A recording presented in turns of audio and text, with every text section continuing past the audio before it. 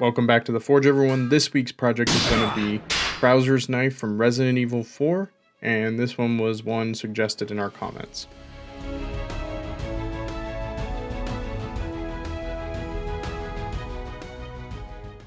I had some issues with the project from last week, which was Leon's knife. I realized afterwards that while the handle and base of the blade were good, the belly of the blade was just far too wide. So in the effort of fixing that this week, I want to do a template that I've printed out to scale, and I'm going to forge it as close to this as possible.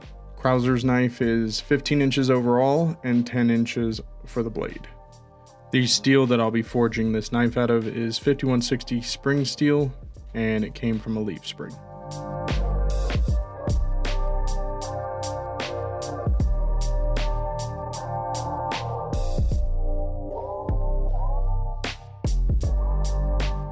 So first I cut off 12 inches of material, and then I cut that 12 inches in half, and that was all the steel that I needed due to how thick leaf springs are.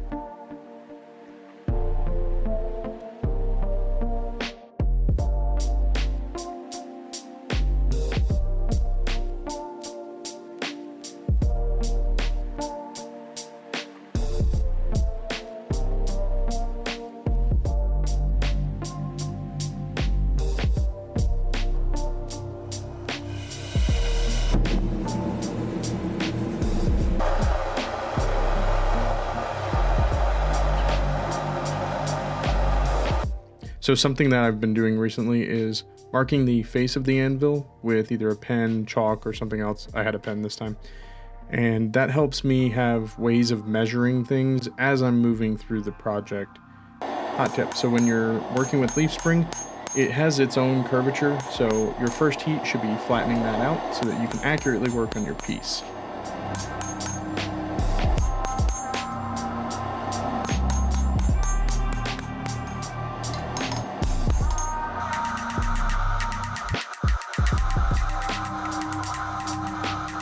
Now, sometimes you'll see this like Pac-Man action going on here. All you need to do is take it over to your cutoff tool and hammer until you start seeing a dark line develop. That dark line means that the metal is getting really thin there, and you can just take it off.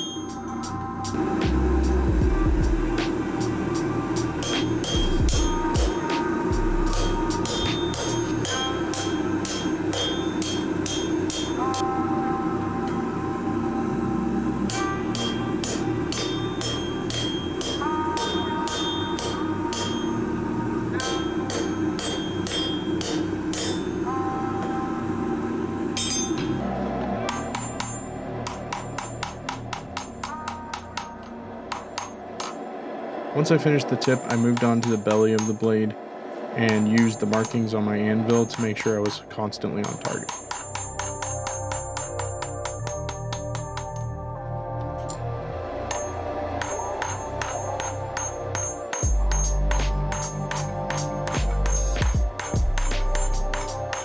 In order to avoid the problems I had with the last knife, I decided to leave more meat in the blade, that way I could just grind that out later.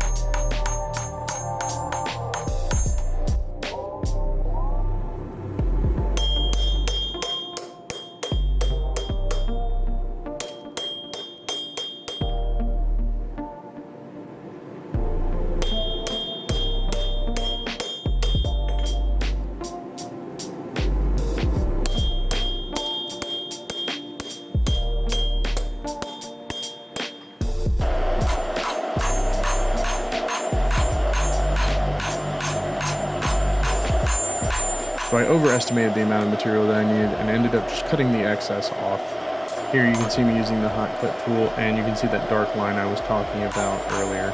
Once you see that line, don't hit it anymore because you can mess up your cutting tool.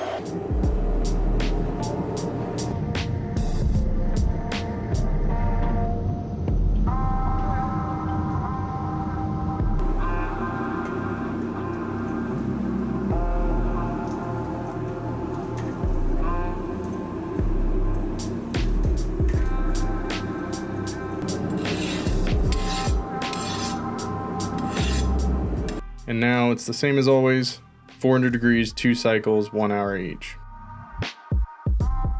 Hey beast. It's always a good idea to grind away a little bit of the scale so you can see the color change of the metal. You want that golden wheat color.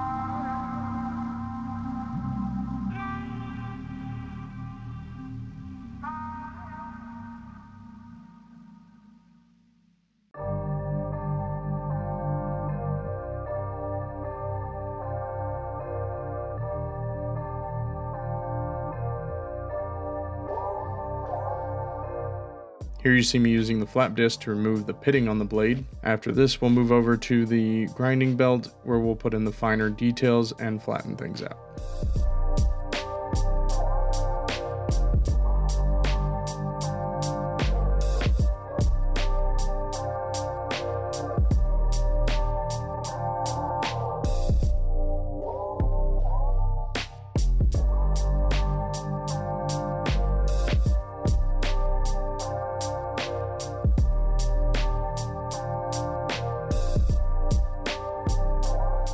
Here you can see me coating the blade in blue dicum. What you do is you scratch away the blue dicum and it leaves you lines that you can follow while grinding.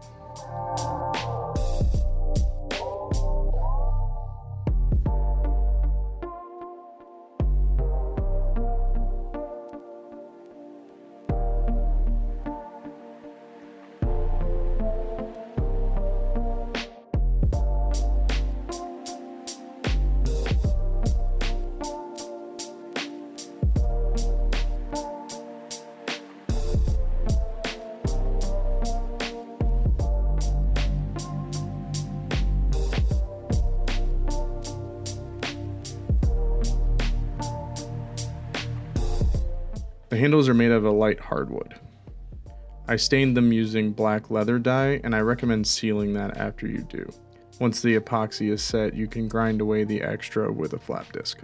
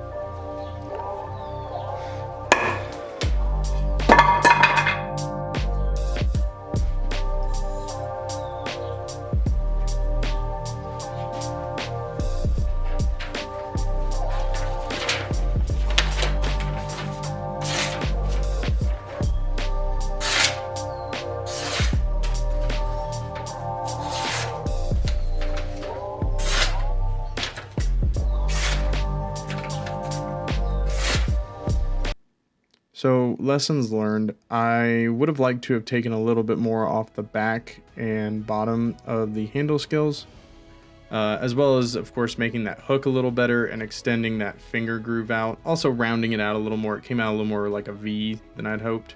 But overall, I'm quite happy with the way that this project turned out. If you enjoyed this content, leave a like. It helps me know what y'all want in the future. And don't forget to hit that subscribe button. Until next time, I'll see you guys back in the forge.